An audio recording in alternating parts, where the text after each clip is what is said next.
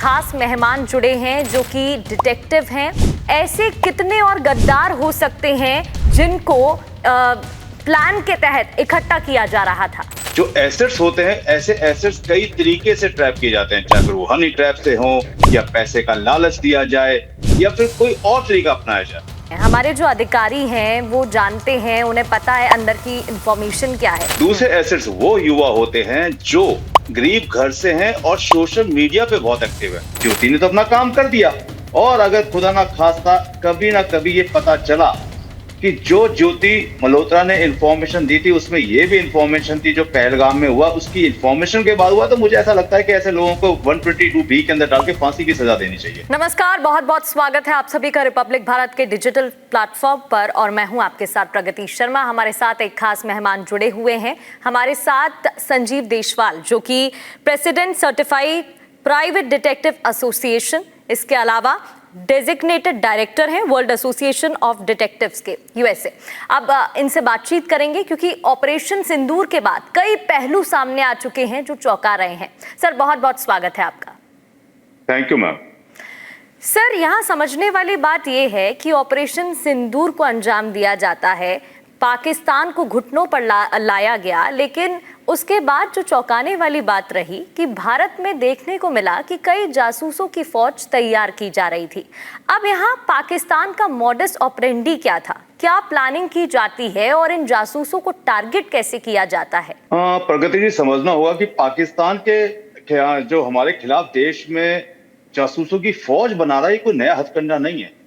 ये day one से, जब से उन्होंने हमारे देश से अलग हुए हैं, तब से वो डे वन से यही कर रहे हैं, क्योंकि उनके पास आमने सामने लड़ने के लिए हिम्मत नहीं है। क्योंकि आपको जब दो ही तरीके से आप युद्ध लड़ सकते हैं किसी से, या तो आमने सामने युद्ध लड़ेंगे या फिर कोई प्रॉक्सी वार लड़ेंगे।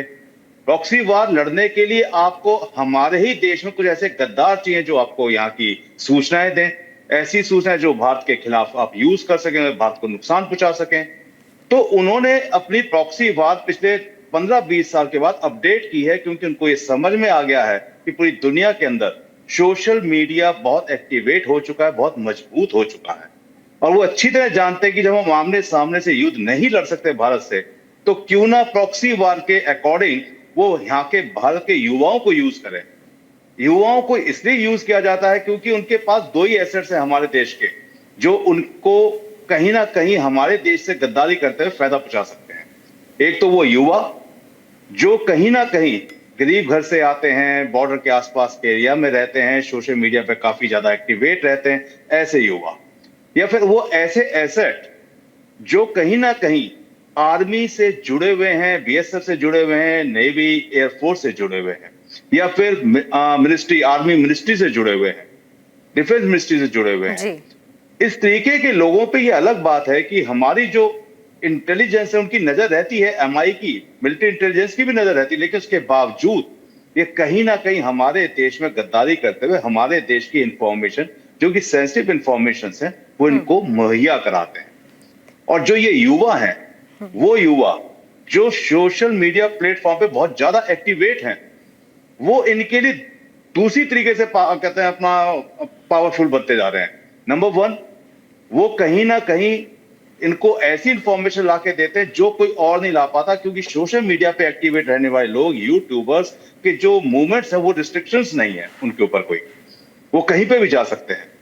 वो अपनी वीडियोस को शूट करते हुए, अपने प्लेटफॉर्म के लिए शूट करते हुए, वहीं पे कहीं ना कहीं उसी को कवर अप करते हुए, जैसे ज्योति मल्होत्रा रिसेंट केस। यस, जैसे ज्योति मल्होत्रा ने बिल्कुल इसी तरीके से अपने मीडिया, अपने यूट्यूब को दिखाते हुए कुछ ऐसी इंफॉर्मेशन गैदर की हैं जो कहीं ना कहीं हमारे देश के खिलाफ जाती। और ऐसे यूट्यूबर्स जो होते हैं वो दो तरह से हमारे देश को नुकसान पहुंचाते हैं। एक तो ये कहीं ना कहीं अपने यूट्यूब के आड़ में ऐसी इंफॉर्मेशन लेते ही हैं, साथ में ये नैरेटिव भी गढ़ते हैं। ये कहीं ना कहीं पाकिस्तान की छवि को बेहतर बनाने के लिए, हमारे देश की छवि को खराब बताने के लिए, यूट्यूबर के ऊपर जो इनके व्यूवर्स होते हैं, उन्हीं में से कुछ पेड व्यूवर्स के द्वारा ये ऐसा नैरेटिव सेट करते हैं। उसी डिस्कशंस में कि देखिए पाकिस्तान तो बहुत अच्छा देश है और आम जनता को पाकिस्तान आप पता कहीं भी नहीं घूमिए। चलता है कि ये जो वीडियोस उन्हें बिल्कुल। दिखाई जा रही है वो पर्पस के साथ दिखाई जा रही है। सर, क्या Exactly. प्रलोभन होते हैं, वो क्या लालच दिया जाता है इन लोगों को जो ये अपनी देश से गद्दारी कर बैठते हैं? देखिए समझना पड़ेगा, ये अपने आप में एक बहुत बड़ा कहते हैं डिबेटेबल क्वेश्चन है कि ऐसा क्या लालच दिया जाता है, क्योंकि हर आदमी का अपना एक अलग लालच है। किसी को ज्यादा पैसे का लालच दिया जाता है, कोई वुमनाइजर होता है, कोई हैवी ड्रिंकर होता है, कोई बहुत ज्यादा एम्बिशियस होता है। जब आप किसी को एसेट बनाते हैं, जब भी कोई इंटेलिजेंस एजेंसी किसी भी युवा को या किसी ऐसे व्यक्ति को जो किसी बड़े एरिया से जुड़ा हुआ है, आर्मी से जुड़ा हुआ है, उसको जब अपना वो एसेट बनाते हैं तो उनके अंदर 4-5 कमियां देखते हैं जिसे हम वीक पर्सनैलिटीज बोलते हैं। और वो यही होती हैं कि अगर वुमनाइजर है, हैवी ड्रिंकर है, एम्बिशियस है, या फिर उसको ज्यादा पैसे का लालच है, उसके खर्चे उसकी तनख्वाह से पूरे नहीं होते हैं, तो ऐसे वीक पर्सनैलिटीज को ढूंढ के धीरे धीरे उसको ट्रैप किया जाता है। और जब एक बार वो ट्रैप हो जाता है तो उसको चाहे पैसा दिया जाए, वुमनाइजर की उसकी अपनी कहते हैं जो चीजें हैं उसको पूरा किया जाए, जो भी उसकी कहते हैं जुड़ते हैं। एम्बिशियस है तो उसके एम्बिशियस को पूरा किया जाए, जैसे यूट्यूबर्स एम्बिशियस होते हैं कि भाई हमें ज्यादा पैसा मिले, हमें ज्यादा फॉलोवर्स मिले, तो हो सकता है पाकिस्तान की इंटेलिजेंस एजेंसीज बोले कि हम आपको अपने देश से फॉलोवर्स दिलवाएंगे। अब होता क्या है कि देश से किसी के देश से फॉलोवर्स आ रहे हैं, व्यूवर्स आ रहे हैं, तो आपको ये नहीं पता चलेगा वो किस कंट्री के फॉलोवर्स हैं, किस कंट्री से व्यूवर्स हैं, लेकिन आपको एक आंकड़ा दिखेगा, एक नंबर दिखेगा। जैसे कि ज्योति मल्होत्रा के व्यूवर्स में दिख रहा था 3,80,000, 4 लाख। तो वो जो दिख रहा है उसकी वजह से और उस डिबेट की वजह से उनका यूट्यूब चैनल एक अच्छी जगह पे पहुंचता है, ये एक एम्बिशियस होने की वजह से। तो ये क्या एक ऐसा हमारी हो सकता है इंटेलिजेंट कि ये ऐसा लालच एजेंसियां है। इस पर नजर नहीं रखती हैं? क्या इसको लेकर पहले से ही एक्टिवेट हो जाती हैं? क्योंकि ये जो ज्योति मल्होत्रा और कई यूट्यूबर्स अभी गिरफ्तार किए गए, इसमें भी बताया जा रहा था कि इन पर पहले से शक था, लेकिन सबूत मिलते ही फिर एक्शन लिया गया। देखिए प्रगति जी, हमारी जो इंटेलिजेंस एजेंसीज हैं ऐसा नहीं है, वो हर चीज को रडार पे रखती हैं, चाहे फिर वो आप टेलीग्राम के थ्रू जा रहे हो, वीपीएन है आपका वर्चुअल प्राइवेट नेटवर्क के थ्रू आप कहते हैं कहीं पे चैटिंग कर रहे हो, या व्हाट्सएप के द्वारा, फेसबुक के द्वारा, इंस्टाग्राम के द्वारा, किसी भी प्लेटफॉर्म के द्वारा अगर आप पाकिस्तान ऑफिसर से या पाकिस्तान के लोगों से कैसे भी अगर आप चैटिंग कर रहे हैं तो वो सब की सब इंटेलिजेंस एजेंसी के रडार पे हैं। लेकिन आपने देखा होगा कि अभी पिछले ही 15-20 दिनों में जब से सिंदूर कहते हैं हम लोगों ने कहते हैं अटैक किया, तब से कुछ लोग कंटिन्यू पकड़े गए। पहले क्यों नहीं पकड़े गए, अब क्यों पकड़े गए? क्योंकि रडार पे थे और पकड़े इसलिए गए क्योंकि हुआ क्या, जब किसी देश में वार की स्थिति बनती है या युद्ध छिड़ जाता है तो उस वक्त कोशिश ये होती ज्यादा से ज्यादा और जल्दी से जल्दी इंफॉर्मेशन मिले। तो उस कंडीशन में ये कुछ जासूस ऐसे परफेक्ट जासूस तो होते नहीं है, ये जल्दी से जल्दी बनाए गए एसेट्स होते हैं। तो इनको कुछ काम दिया जाता है कि आप फटाफट वहां की इंफॉर्मेशन लाइए, वहां की इंफॉर्मेशन लाइए, तो कहीं ना कहीं ये जल्दीबाजी की इंफॉर्मेशन अदला बदली में कहीं ना कहीं गलतियां होती हैं, रडार पे पहले ही होते हैं और उसी वजह से और उसी गलतियों की वजह से ये इमीडिएटली पकड़ में आते हैं। लेकिन दुख की बात एक ये है कि हमारे देश में हमारे ही देश का खाते हुए हमारे ही देश के नागरिक अगर इस तरीके से गद्दारी करेंगे तो देश आगे बढ़ेगा कैसे? क्योंकि जैसे किसी ने बहुत खूब कहा है कि जंगल के कटने का किस्सा ना होता अगर कुल्हाड़ी के पीछे लकड़ी का हिस्सा ना होता। तो सीधी सी बात है कि अगर ये गद्दार ना होते तो बात कुछ और होती। लेकिन समाज है तो गद्दार तो हैं, लेकिन गद्दारों पे हमारी नजर भी है।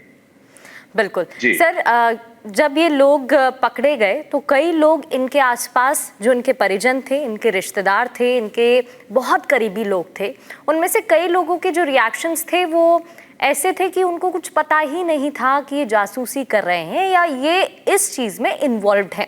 अब उसमें कितना सच है कितना झूठ वो तो तहकीकात जारी है, पूछताछ हो रही है, लेकिन यू नेवर नो कि आपके साथ रहने वाले लोग किस चीज में इन्वॉल्व्ड है। इन लोगों को कैसे पकड़ा जा सकता है? क्या इनका कोई बिहेवियर चेंज होता है? क्या कोई साइकोलॉजी डिफरेंस होता है जिससे इन्हें आइडेंटिफाई किया जा सके? देखिए बहुत आसान तरीका है कि जब किसी का लिविंग स्टैंडर्ड बदल जाए, जब किसी का उठना बैठने का तरीका बदल जाए, जब आपको लगे कि उसके पास जो कहते हैं इक्विपमेंट है वो कॉस्टली हो गए हैं, तो अचानक कहां से ये पैसा आ रहा है। और होता क्या है कि जो आसपास उठने बैठने वाले लोग होते हैं उनको शक होता है, लेकिन कहते हैं ना कि हम क्यों फंसे, हमें क्या जरूरत है, जाने दो, खैर छोड़ो। हमें क्या जरूरत है, जो होगा देखी जाएगी, इसकी गलती है। तो लोगों को पता होता है, और नेचुरली कोई भी रिश्तेदारी कभी नहीं बोलेगा किसी भी इंटेलिजेंस एजेंसी के सामने कि हाँ मुझे पहले पता था, क्योंकि अगर उसने ये कहा मुझे पहले पता था तो नेचुरली वो भी फिर कतई कल्पित होगा, वो भी गुनहगार माना जाएगा। तो हर आदमी ये कह के निकल जाता है कि हम तो बड़े हैरान हो रहे हैं कि ये ऐसा कर रहा था। अरे आप लोगों के साथ उठ बैठ रहा है पिछले 2-4 साल में, उसके पास इतना कहां से पैसा आ रहा है, ऐसा कौन सा बिजनेस कर रहा है, ऐसा कौन सा वो काम कर रहा है जहां से उसके पास इस तरीके से कंटिन्यूटी में पैसा आ रहा है। ज्योति मल्होत्रा के केस में अगर हम देखें तो पिछले 3-4 साल में उसने 400 वीडियोस बनाई हैं। वो 400 वीडियो जो बनाई हैं, जो उसने यूट्यूब पे अपलोड की हैं, उसके जो एक्सपेंसेस देखे जाए, जो वो बाहर घूम रही थी, उन एक्सपेंसेस से कहीं मैच नहीं करते हैं। तो ये तो चीजें साफ नजर आ रही थी। तो उस कंडीशन में कोई ये कहे, उसके फादर कहे कि मुझे नहीं पता था मेरी बेटी क्या कर रही है, तो ये अपने आप में बड़ा क्वेश्चनेबल है कि भाई आप कैसे हो, ऐसे कैसे हो सकता है, क्योंकि वो दुबई भी जा रही थी, वो चाइना भी जा रही थी, वो कई ऐसी कंट्रीज जा रही थी जो कोई भी आम व्यक्ति जाने से पहले 10 बार सोचेगा। उनको नहीं पता, और जबकि आप देख रहे हैं कि उसकी अर्निंग क्या है। जी सर, जी प्रगति जी, आपका बहुत लंबा करियर रहा है, व्यूअर्स भी जानना चाहेंगे कोई ऐसी शॉकिंग स्टोरी जो आपको पता चली हो, क्योंकि माधुरी गुप्ता एक बहुत बड़ा एग्जाम्पल है, उस पर भी हम चर्चा करेंगे, लेकिन कोई ऐसी स्टोरी जिसे जानने के बाद आप भी हैरान रह गए हो कि ऐसे भी लोग जासूसी करते हैं और फिर उन्हें ट्रैप किया जाता है, वो फंस जाते हैं और चाहकर भी नहीं निकल पाते हैं। देखिए ये बहुत जरूरी समझना है कि कौन लोग हैं जो पाकिस्तान इंटेलिजेंस के लिए एसेट्स हो सकते हैं, इसे समझना बहुत जरूरी। हर आदमी के ऊपर पाकिस्तान इंटेलिजेंस की नजर नहीं है। मैंने जैसे कि पहले भी कहा कि जितने भी आर्मी के एरियाज हैं, बॉर्डर के एरियाज हैं, या फिर डिफेंस मिनिस्ट्री से जुड़े हुए एरियाज हैं, वहां पे लोगों को अवेयर होना चाहिए, किसी भी इससे जुड़े हुए हों। ये नहीं कि आप किसी भी व्हाट्सएप पे कोई कॉल आई, आप उससे बात करने लगे। अरे भाई, आपके अपने व्हाट्सएप पे आपके जान पहचान के लोगों के नंबर हैं। कोई गलती से अगर आपको कॉल भी कर रहा है तो आपको 2 बातों में पता चल जाता है कि ये मेरे प्रोफेशन से या मेरे काम से या मेरे दोस्त के थ्रू या मेरे रिलेटिव के थ्रू आया है। आपको 2 मिनट में पता चल जाता है। उसके बावजूद भी आप उससे बातें करते रहते हैं और धीरे धीरे ट्रैप होते रहते हैं। कोई लेडी का फोन आता है तो आपको यहाँ बचना चाहिए, इमीडिएटली बचना चाहिए। और जब आप बात करते हैं कि कोई ऐसी स्टोरी, तो आपको याद होगा 2012-13 के अंदर वित्त मंत्री हमारे प्रणब मुखर्जी थे और हमारे रक्षा मंत्री थे ए के एंटोनी। इनके भी ऑफिस के अंदर बगिंग कर दी गई थी और उस वक्त मैंने ये इन्वेस्टिगेशन की थी और मैंने बताया था कि उनके यहाँ पे इतने सारे चिंगम्स मिले हैं, उसके ऊपर हो सकता है कोई बग लगाया गया हो, वहां से इंफॉर्मेशन गैदर की जा रही हो। तो हमें ये समझना होगा कि पाकिस्तान इंटेलिजेंस एजेंसी जो इंफॉर्मेशन गैदर करती हैं वो कोई बॉर्डर एरिया से ही नहीं करती हैं, क्योंकि बॉर्डर एरिया की तो सैटेलाइट से भी आप इमेज ले लेंगे, लेकिन जो इंटरनल इंफॉर्मेशन है, फिर चाहे वो डिफेंस मिनिस्ट्री से क्यों ना हो, चाहे फिर वो किसी आर्मी एरिया के इंटरनल इंफॉर्मेशन क्यों ना हो, बिल्कुल उसको समझने की जरूरत है उनको लेने के लिए। यस सर, इनके पास कोई अलग ऐप इनको प्रोवाइड किया जाता है क्या? मोबाइल फोन भी ये देते हैं क्या? कुछ गैजेट इनको मिलता है क्या? वो फैक्टर्स होते हैं जिनके जरिए ये वहां पर बात कर पाते हैं या टच में होते हैं, कांटेक्ट में होते हैं? साथ ही एआई बहुत इंपॉर्टेंट टूल है और जितना पावरफुल है उसके डिसएडवांटेज भी हैं। एक तरफ कैंसर ट्रीट करने के लिए भी तैयार है, लेकिन दूसरी ओर उसका जिस तरीके से मिसयूज किया जाता है वो भी देखने वाली बात है। तो ओवरऑल उसका इस्तेमाल कैसे किया जाता है इन सबको ट्रैप करने के लिए या इनसे कॉन्टैक्ट करने के लिए? देखिए, जब हम किसी भी आर्टिफिशियल इंटेलिजेंस की बात करते हैं तो कोई भी टूल या कोई भी गैजेट इस दुनिया में 2 तरीके से यूज होता है, एक अच्छे के लिए, एक बुरे के लिए। बहुत उदाहरण के लिए आप नाइफ की बात कर लीजिए, उससे सब्जियां भी काटी जाती हैं, उससे जानवर भी काटे जाते हैं, उससे आदमियों के कत्ल भी होते हैं, तो नाइफ की कोई गलती नहीं है। तो यहाँ एआई जो है, इंटेलिजेंस, आर्टिफिशियल इंटेलिजेंस, ये अपने आप में बहुत जबरदस्त और बहुत शानदार टूल है, लेकिन इस टूल का गलत यूज भी हो रहा है। और इस टूल को जब हम यूज करते हैं तो इसके अंदर हम मॉडल बनाते हैं कि हमें क्या इंफॉर्मेशन चाहिए, उसको हम अपलोड करते हैं, उसके अकॉर्डिंग आंसर निकल के आता है। लेकिन मुझे ऐसा लगता है कि आज की तारीख में कोई भी ऐसा व्यक्ति जो आपके क्लोज आ रहा है, जिसे आप ज्यादा जानते नहीं थे, वो आपके पास पहुंचने की कोशिश कर रहा है, आपसे ज्यादा घुल मिल रहा है, आपकी अपनी जो प्राइवेसी है उसके अंदर से कुछ इंफॉर्मेशन लेने की कोशिश कर रहा है या रुचि दिखा रहा है, तो ऐसे में आपको सतर्क हो जाना चाहिए। आपको उस पर नजर रखनी चाहिए, उसकी आपको एक आध फोटो ले लेनी चाहिए, आपको उसकी ऑडियो वीडियो की रिकॉर्डिंग कर लेनी चाहिए। और जहां आपको लगे कि हाँ यहाँ पे कुछ गड़बड़ है, वहां पे जो भी हमारी पुलिस है, इंटेलिजेंस है, उनके साथ कांटेक्ट करना चाहिए। ये बचने के तरीके हैं। इसके अलावा कोई तरीका नहीं है कि आप बच पाए। अगर आप व्हाट्सएप पे सुबह शाम चैटिंग कर रहे हैं तो आपको समझना चाहिए आपको किससे चैटिंग करनी है। आप फेसबुक पे हर एक को रिक्वेस्ट ओके कर रहे हैं तो आपको समझना चाहिए कि फेसबुक आपके हाथ में है, व्हाट्सएप आपके हाथ में है, मोबाइल आपके हाथ में है। इनका यूज करने से पहले आपको 10 बार सोचना चाहिए कि अगर इसका मिसयूज हुआ तो आप किसी न किसी एजेंसी के चंगुल में फंसेंगे और परेशान होंगे। यानी कि जी इससे प्रगति। निपटना बहुत जरूरी है और अवेयरनेस बहुत जरूरी है युवाओं में भी, और जितने भी लोग सोशल मीडिया सभी करते हैं सबको समझने की जरूरत है कि क्या क्या प्रोसेस है, क्या क्या कौन से। सर ये भी मैं जानना चाहूंगी, माधुरी गुप्ता का जब केस सामने आया था सब हैरान रह गए थे, और जितने भी जासूसों के मामले सामने आए उसमें से सबसे बड़ा एग्जाम्पल है। अब अगर हम इस केस को समझने की कोशिश करें, क्योंकि काफी रिसर्च भी हुई, काफी स्टडी भी हुई, माधुरी को जिस तरीके से फंसाया गया था उससे आधी उम्र का था जिससे माधुरी प्यार करने लगी थी और उसे ट्रैप किया गया। बट माधुरी को कुछ समझ में ही नहीं आ रहा था, जबकि वो एक बहुत ही अच्छी पोस्ट पे थी, उसकी प्रोफाइल अगर कोई समझेगा तो वो बहुत ही अच्छी प्रोफाइल में थी। जब उस जैसे लोग फंस सकते हैं, यानी कि कोई भी फंस सकता है। नहीं देखिए, ऐसा नहीं है कि कोई भी फंस सकता है। होता क्या है कि हर आदमी को, मैंने आपको पहले बताया कि अपना एक कहते हैं स्टेटस है, अपना एक लालच का दायरा है।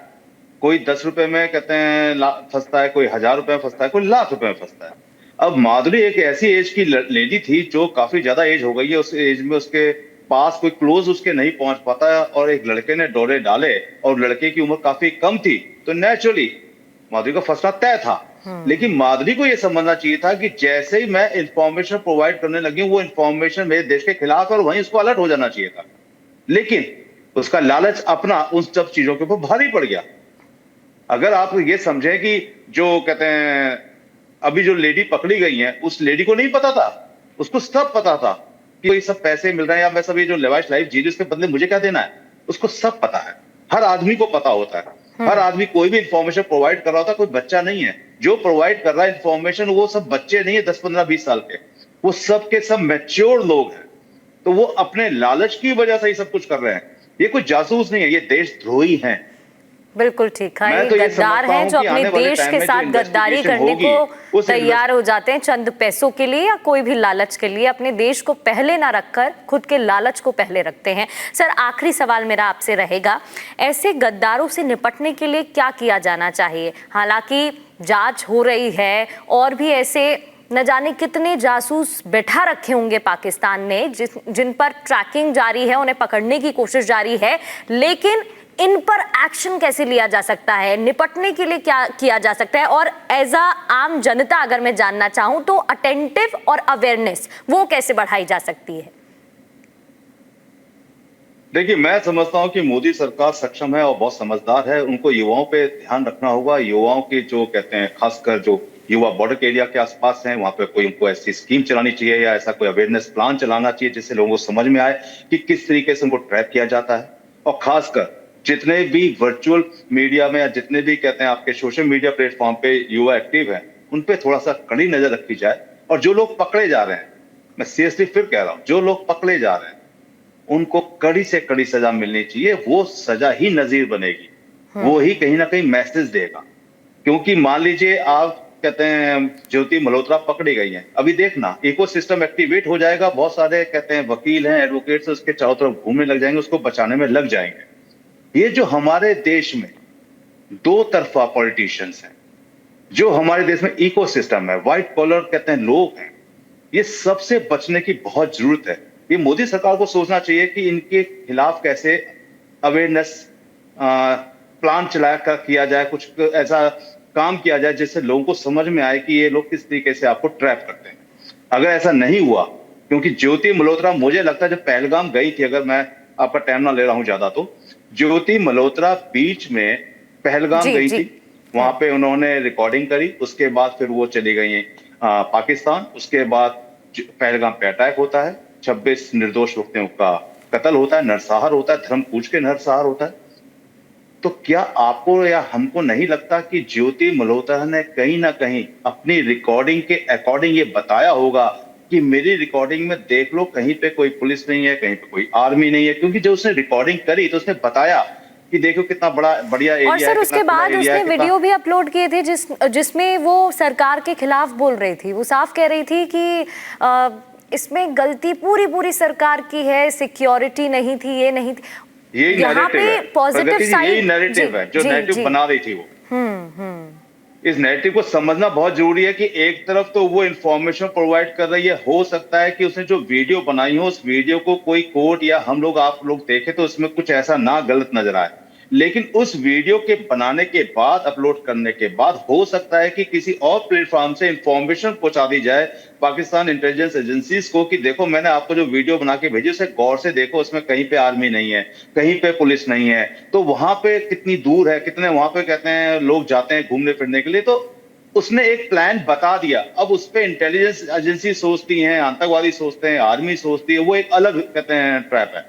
लेकिन ज्योति ने तो अपना काम कर दिया, और अगर खुदा ना खास्ता कभी ना कभी ये पता चला कि जो ज्योति मल्होत्रा ने इंफॉर्मेशन दी थी उसमें ये भी इंफॉर्मेशन थी जो पहलगाम में हुआ, उसकी इंफॉर्मेशन के बाद हुआ, तो मुझे ऐसा लगता है कि ऐसे लोगों को 122B के अंदर डाल के फांसी की सजा देनी चाहिए, ताकि हर आदमी को मैसेज पहुंचे कि आप देश के खिलाफ किसी भी कीमत पे गद्दारी नहीं कर सकते। गद्दारी करेंगे तो सजा एक ही होगी, या तो आपको फांसी या उम्र कैद, तभी जाके कई लोगों को मैसेज पहुंचेगा। अदरवाइज आने वाले टाइम में हमारे देश के अंदर 65% 35 ईयर से नीचे के युवा हैं। अगर इन युवाओं को किसी तरीके से भी 5% या 2% भी हमारे देश के खिलाफ कर दिया जाए नैरेटिव के थ्रू, या फिर इनको जासूसी जैसे कामों में झोंक दिया जाए, तो ये हमारे देश के लिए आने वाले टाइम में प्रॉक्सी वार का सबसे बड़ा और सबसे तकलीफ दे कहते हैं चैप्टर बन जाएगा।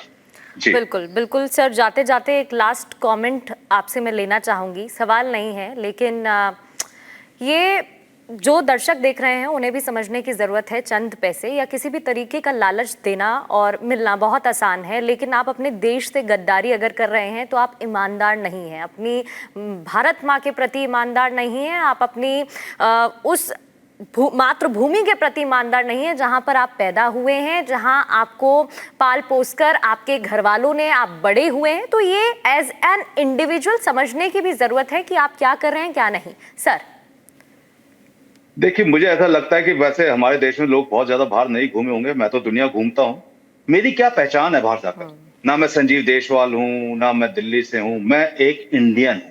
पहली मेरी पहचान ही ये है दुनिया में, उसके बाद मेरी कोई दूसरी पहचान बनती है।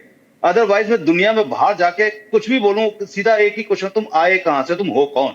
मैं इंडियन हूं, मैं भारतीय हूं, और मैं भारतीय होने के बाद जो पहली मेरी पहचान है, मैं उसी के खिलाफ गद्दारी करूं, ये किसी भी कीमत पर एक्सेप्टेबल नहीं है किसी के लिए भी, मुझे ऐसा लगता है।